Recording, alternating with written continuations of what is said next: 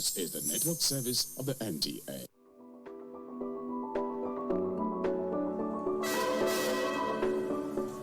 The rail line from Kano to Maradi in Niger Republic through Dambata in Kano State, Kazaure in Jigawa, Daura and Jibia in Katsina State has generated a lot of discussions, several questions from different quarters. What is the economic value of the project?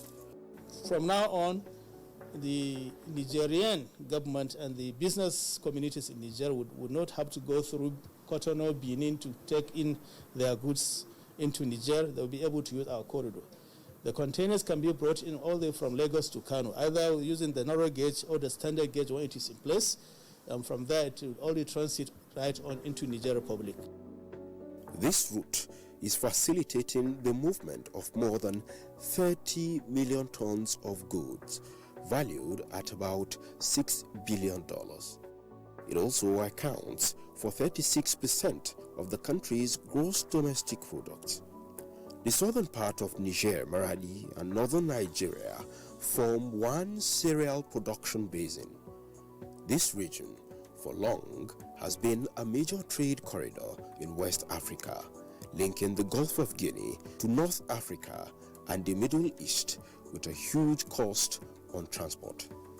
Being a landlocked country and dependent on Nigeria, Nigeria can also begin to make some more benefits if well designed, and this infrastructure therefore becomes apt. All over the world, countries that have a strong economic growth invest on railways.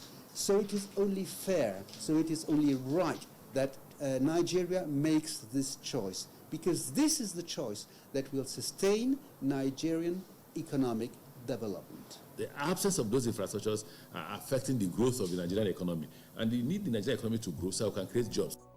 The 284-kilometer standard gauge rail line with 15 stations along the corridor is expected to impact a population of more than 8 million people, while another branch of 94 kilometers connecting Dutse, capital of Jigawa State, to Kano State is projected to have increase of daily flows of passengers and freight. When we finish the construction of Kano-Maradi and the Lagos-Kano, then you'll be able to move goods, for instance, from Niger Republic, because we're going to construct a warehouse there and a terminal for which there will be a presence of customs and immigration and all that. So we'll finish all the process of exporting and importation of goods before they can move. And when they move, we expect that from Niger, as soon as you get to Lagos Seaport, to go straight off if it's for export. Annual turnover is over 1 million passengers between especially Maradi and Kano.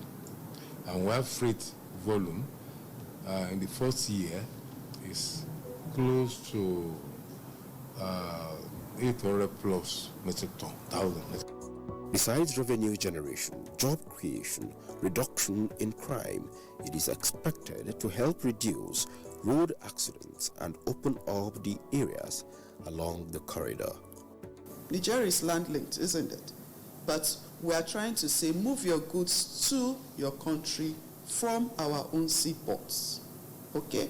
And if more people are using our seaport, what is going to happen? It's just figures. We are going to make money out of it. The Kano-Maradi railway line is an extension of the Lagos-Kano Rail project. Interestingly, the African Continental Free Trade Area Agreement and the Economic Recovery and Growth Plan advocate the linking of African continents via rail. And it's part of the ECOWAS link. And if we had moved constructing a track from Lagos to Kano, and we say we must hit all the state capital, we may have to go to Yobe, Jigawa. So at just 20 kilometers, which will make us move heavy traffic. The ports will earn money, some revenue will come to Nigeria there. With the completion of this project, it is expected to be a game changer for Nigeria and the African continent.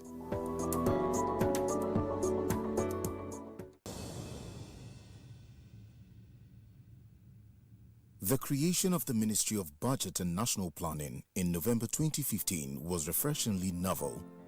It brought under one entity the Budget Office of the Federation, and the primary objective was to make budgeting a seamless process.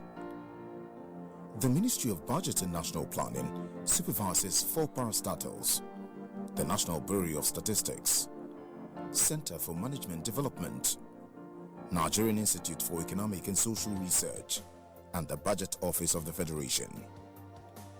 The key mandates of the ministry include rendering policy advice to the federal government on all aspects of national development, development of national plans, annual budgets, monitoring and evaluation of government policies and programs, surveillance on the economy, coordination of states and federal government's economic relations, and management of development cooperation. However, to remove the obstacles in policy implementations, President Muhammadu Buhari brought finance, budget, and national planning under one ministry. The objective is to link budget with planning. In the past, there were beautiful plans, but implementation was difficult. Most notably was the challenge of budget implementation. These gaps created a significant strain, and the president needed to correct the situation.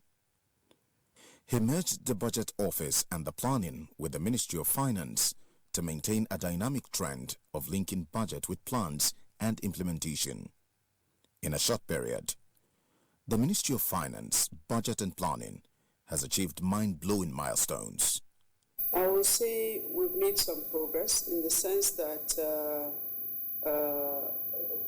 Nigeria was in a recession in 2016. We were able to pull the economy after recession and consistently grow the economy over 3 years before COVID happened, and then we have this decline. We are working on a web app, which I call the iMark.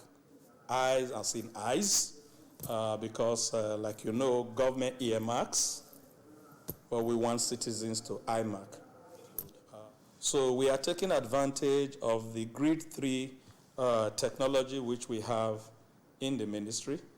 It's a geospatial technology that can tell you where you are on the face of the earth, so that as we develop this app, when budgets are put in place, we will layer these budgets on Grid 3 and layer it across the country, so that it will have those latitude and longitude for those projects.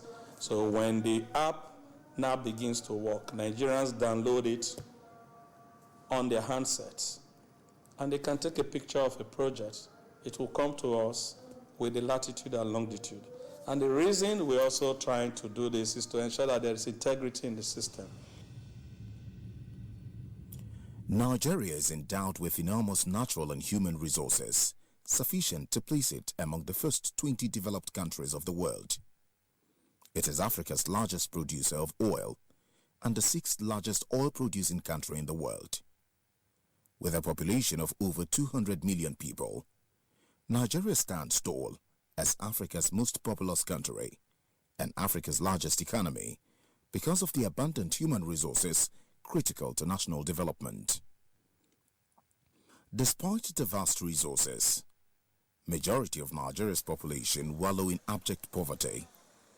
Its economic fortune had significantly diminished due to lack of foresight, pragmatic plans, and poor management of resources by previous administrations.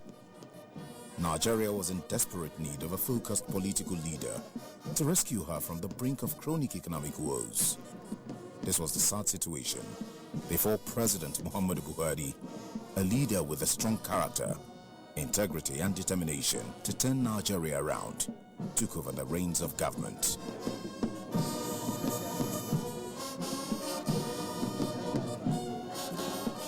The challenges President Buhari inherited were colossal. The president, aware of the many hurdles which hindered economic sustainability, prosperity and overall national development, swung into action. The first major step was a radical move to develop programs and initiatives to drive the economy. There were massive stimulus packages built into the economy, such as conditional cash transfers to vulnerable citizens, school feeding programs, building critical skills in young people, implementing a microcredit scheme for small traders and artisans. President Buhari gave high priority to agriculture and other unexplored sectors. The birth of the social investment programs and diversification of the economy made the desired impact. Economic growth resumed and continued to improve, albeit slowly. Foreign reserves and capital inflows increased, and the trade balance remained positive. But all these were not enough.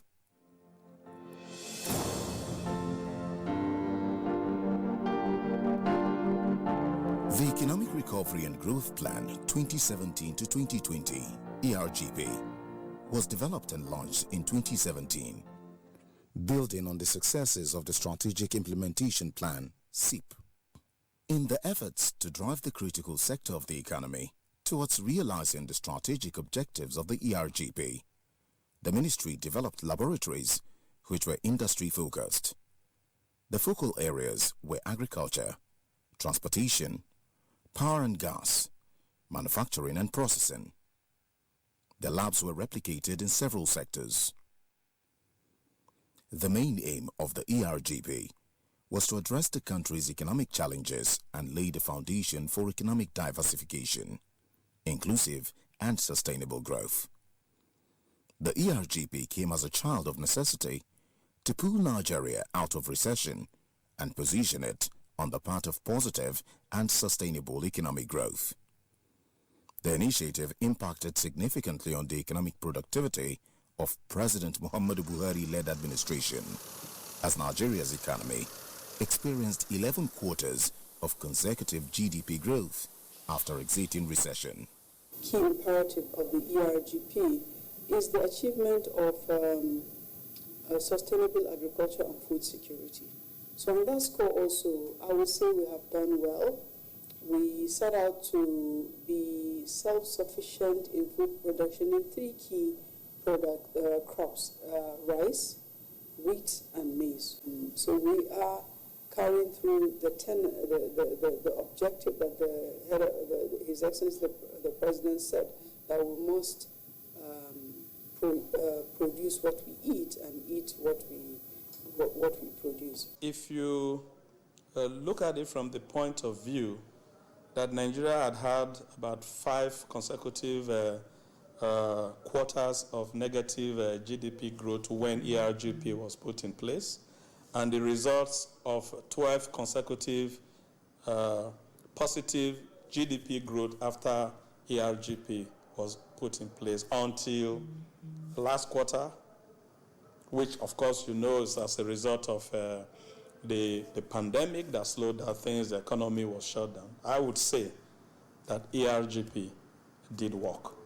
However, with the terms of reference that we have given to the Central Working Group working on the National Development Plan and the various technical working groups, they are still going to come back to us with the strengths of what we did, what the weaknesses are, areas where we have done well that we need to reinforce, and then the areas of weaknesses or threats where we need to do a lot more.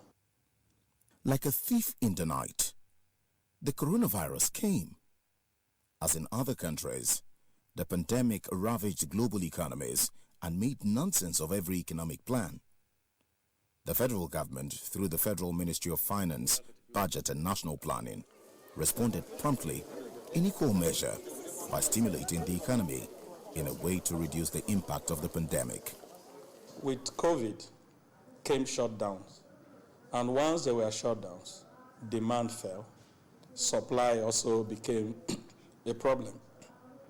So you find that in the oil sector, for instance, which is our mainstay, we had supply of crude, but there was no demand for it. There was a worldwide growth, so this affected revenues. Our own revenue in Nigeria dropped by about 67%. So with the general shutdown, the economy was in a turmoil, and there was a need to ensure that we create activities to stimulate the economy. So the sustainability plan had measures put in place to ensure that those who are really vulnerable, or the vulnerable sectors in the economy, were given succor.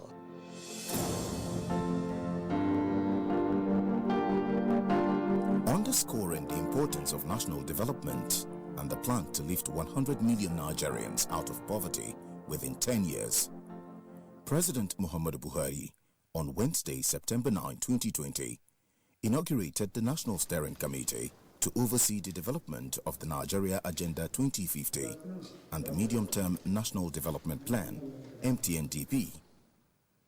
The Agenda 2050 plan is being planned as the baseline to take Nigeria up from ground zero. Distinguished ladies and gentlemen, it is now my pleasure to formally inaugurate the National Steering Committee to oversee the development of the Nigeria Agenda 2050 and Medium-Term National Development Plan to succeed the Nigeria Vision 2020 and the Economic Recovery and Growth Plan 2017 to 2020. The mandate of the National Steering Committee include oversee governance structure comprising the Central Working Group and 26 technical working groups for the critical national assignment. Oversee the execution of key deliverables, including recommending measures to ensure the continuous implementation of the plans even after the expiration of the tenure of successive administrations. Provision has been made in the service-wide vote for the development of the plan. But we also have support, and I would say specifically technical support from the development partners and private sector. For instance, the National Economic Summit Group gave us technical support for us to be able to develop the plan. The problem with Nigeria is that most of those who do the planning do not involve the grassroots, because whatever you are doing has to come from the grassroots. It has to come from bottom top, not top bottom. That has been the problem in the past. Look at all the rolling plans in the past by the military. None of them worked. Vision 2010 didn't work. Vision 2020 didn't work. Now we are asked to produce another plan, and I can tell you something. You know, the composition of the membership of the present steering committee was well done. These are men and women with focus, men and women who are committed to developing Nigeria. At the Central Working Group, we are supervising the technical working group, oversee the technical working group to make sure that their, reports are consolidated into one, and if there are issues, we do intervene. So it's like really, after they have been inaugurated, they are doing their work, the work has to come together. We also supervise and oversee the plan secretariat as well. But most importantly is that the models that come out of the technical working group, there are 3 very important ones that has been concluded that we are working with now, and that's the macroeconomic framework. Atedo Peterside chairs the National Steering Committee for the MTNDP, and the Minister of Finance, Budget and National Planning, Dr. Zainab Ahmed, serves as the co-chair. The new plans will also focus on addressing these binding constraints that have impeded the much desired industrialization and transformation of our economy. Emphasis should therefore be placed on technology acquisition and adaptation, research and development, as well as the macroeconomic framework, which we have identified as the important growth drivers for growth and revenue. We must also be able to ensure that we use the new plans to work towards attaining global agendas such as the Sustainable Development Goals and the AU Agenda 2063, as well as the ECOWAS agenda. As steering committee members, our pledge is that we will work as a team. We will learn from past mistakes in terms of errors of plan design, and we also believe that we will learn from past errors in terms of implementation. Why are we so confident? Partly because some of those past plans were done in an era of an oil boom.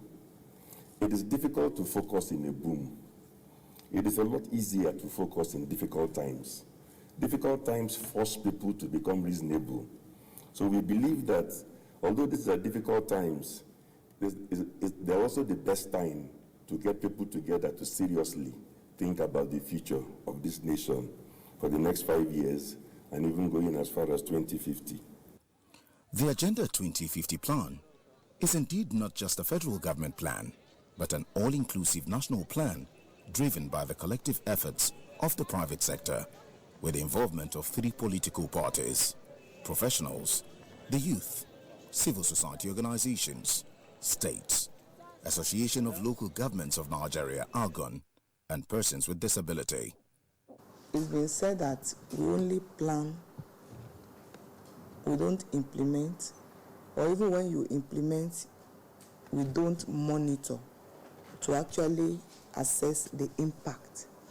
But with this new plan, and we are saying it's not the federal plan, it's a national plan. So we are saying that we not only earmark projects or earmark issues. This time, we want citizens to also be able to do what? Earmark it, to see what we are doing by monitoring it, evaluating it, so that we can assess the impact. So you can be rest assured that the plan we are developing will have such parameters. I was particularly excited from the beginning when I was told that they were inviting the major political parties, because a plan that goes beyond the horizon of this government, you cannot have this government alone do that plan, because the tenure of the time span of the plan goes beyond the life of this government. So if you talk 5 years, 5 years goes beyond the life of this government. And in many other countries, what they have done is that the major players have resolved some things in their planning. So I'll give you an example. In the UK, there are 2 major political parties. They have resolved some things. I'll give you just one example.